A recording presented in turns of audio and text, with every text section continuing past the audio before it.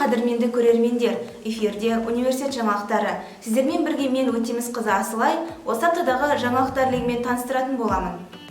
1 наурызда Халел Досмұхамедов атындағы Атырау университетінде Нұр Отан партиясы Бірлік бастауыш партия ұйымының мүшелерінің қатысуымен 10 жылдықтағы 10 мақсат тақырыбында дөңгелек үстел өтті. Жиынды Бірлік бастауыш партия ұйымының төрағасы, Атырау облыстық мәслихат депутаты, басқарма төрағасы ректор Саламат Нұрмұханұлы құттықтау сөзімен ашып, Нұр Отан партиясының 2030 жылға дейінгі бағдарламасы тақырыбында баяндамасын жасады. Дөңгелек үстел барысында қазақстандық қоғам жетістіктеріндегі партияның үлесі тақырыбында Бірлік бастауыш партия ұйымының хатшысы Баянсұлу Қодасқызы, отбасы бақылаушылығы партия назарында тақырыбында Атырау қалалық мәслихат депутаты Бүйгінұр Бүркітқызы, жастар зор мүмкіндіктерге ие ұрпақ тақырыбында партия мүшесі Мадина Мұратқызы және баршаға қолжетімді болашақ білімі тақырыбында экономика және құқық факультетінің 2-ші курс студенттік президент Өтесін Ерсайынұлы өз баяндамаларын ортаға салды. 2 наурызда Халел Досмұхамедов атындағы Атырау университетінде жалпы білім беретін пәндер бойынша республикалық олимпиаданың облыстық кезеңінің жабылу салтанаты өтті. Толығырақ тілшіміз баяндайды.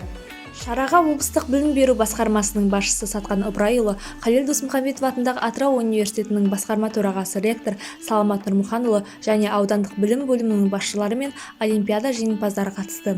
Салтанатты жиында сөз алған облыстық білім беру басқармасының басшысы Сатқан Ыбырайұлы пәндік олимпиаданың дарынды жеткіншектерді тәрбиелеуге ықпалы зор екенін, келешегіне жол ашатын үлкен мүмкіндік екенін атап өтті. 2 наурызда Халел Досмұхамедов атындағы Атырау университетінде ұлағатты ұстаз, ғалым, химия ғылымдарының кандидаты, қауымдастырылған профессор Амангозова Арда Ғанибайқызының 60 жасқа толуына арналған кезектен тыс кеңейтілген ғылыми кеңесі өтті. Шараға Қазақстанның жоғары оқу орындарының белгілі ғалымдары, Атырау облысы білім беру саласы қызметкерлері қатысты. Салтанатты жиынды басқарма төрағасы ректор Саламат Нұрмұханұлы құттықтау сөзімен ашып, мерейтой иесіне құттықтау хатын табыс етіп, жастарды оқыту және тәрбиелеу ісіндегі еңбегі үшін, университет дамуына қосқан үлесі үшін төсбелгісімен марапаттады. Жиын барысында Халел Досмұхамедов атындағы Атырау университетінде және білім беру саласында 40 жылдан астам өзінің білімі мен тәжірибесін жеткіншек жастарға беру жолында қажырлы еңбек етіп келе жатқан ұстаз туралы қысқаша шолу ретінде бейнеролик көрсетілді. Сонымен қатар Әл-Фараби атындағы Қазақ ұлттық университетінің ғылыми-инновациялық жұмыс жөніндегі проректоры Тілекқабыл Сәбитұлы атынан құттықтау хаты табыс етілді. Сонымен бірге шара барысында қатысушылар және бірге оқыған құрдастары, курстастары ұлағатты ұстазға деген ыстық лебіздері мен жүрек жарықты тілектерін білдіріп, арнайы құттықтауларын жеткізді. Жаңалықтарды ары қарай жалғастырамыз. Ойыл өзені не себепті құрғап кетті? Осындай атаумен 3 наурызда Халел Досмұхамедов атындағы Атырау университетінде жаратылыстану және ауыл шаруашылығы ғылымдары факультетінің ұйымдастыруымен дөңгелек үстел өтті. Толығырақ тілшіміз тарқатады. Жиын Атырау мен Ақтөбе облыстары ұйымдарының өкілдерімен екі облыс үшін трансшекаралық болып табылатын Ойыл өзенінің экологиялық проблемаларын шешу және Ойыл өзенінің ағындарын қалпына келтіру мақсатында ұйымдастырылды.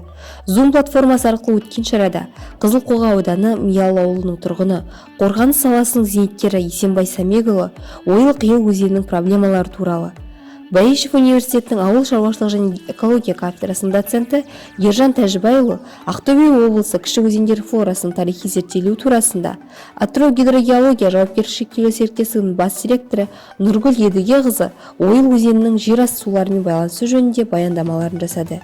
Баишев жоғары медициналық колледж арнайы пән оқытушысы Нұрлан Ізденұлы Ойыл өзенінің экологиялық апаттан құтқару мәселесі бойынша атқарылған жұмыстары туралы, Жайық Каспий бассейн инспекциясы басшысы Ғалидолла Азидоллаұлы Ойыл өзенінің бойындағы бөгеттер бойынша атқарылатын іс-шаралар туралы, Баишев университеті ғылым және инновация департаментінің директоры Нұржан Қажымұратұлы өзендер мен көлдер қорғау секілді экологиялық мәселелерді шешудегі ғылыми көзқарастар туралы, Баишев университетінің ауыл шаруашылығы және экология кафедрасының аға оқытушысы Салтанат Ибрагимқызы Ақтөбе облысы өзендерінің жай-күйін экологиялық бағалау мәселесі жөнінде өз ойларын ортаға салып, Ойыл өзенінің проблемаларын, оның Қызылқоға ауданын сумен қамтамасыз етудегі рөлін талқылады.